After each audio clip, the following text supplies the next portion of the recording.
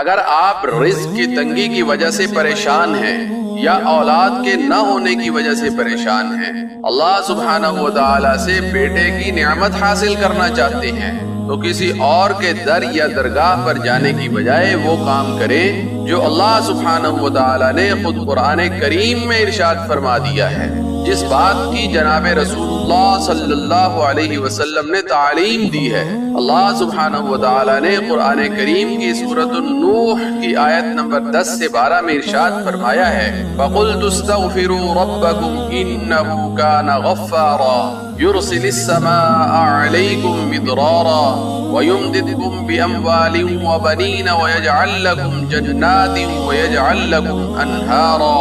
اللہ سبحانہ و تعالیٰ فرماتے ہیں، اے لوگو اپنے رب سے معافی مانگو، بے شک وہ بڑا ہی معاف فرمانے والا ہے۔ اگر تم استغفار کرو گے، یعنی اللہ سبحانہ و تعالیٰ سے اپنے گناہوں کی معافی طلب کرو گے، تو وہ تم پر آسمان سے خوب بارش برسائے گا اور تمہاری مدد کرے گا مال عطا فرما کر اور بیٹے عطا فرما کر، یعنی تمہیں مال اور اولاد سے نواز دے گا اور تمہارے لیے باغات اور نہریں بنا دے گا، یعنی اللہ سبحانہ و تعالیٰ تمہارے مال اور اولاد میں ایسی برکتیں عطا فرمائیں گے جس سے تم نفع حاصل کر سکو گے۔ پیارے آقا جناب نبی کریم صلی اللہ علیہ وسلم نے فرمایا،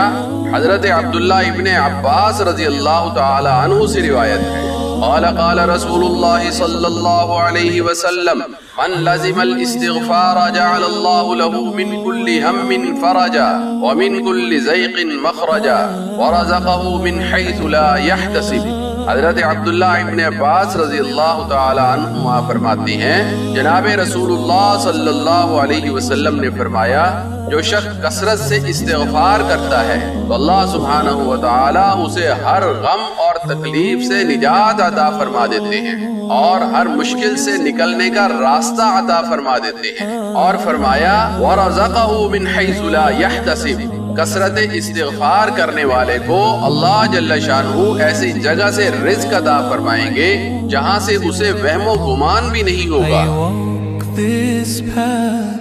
And answer the call. Subhanallah, how the stars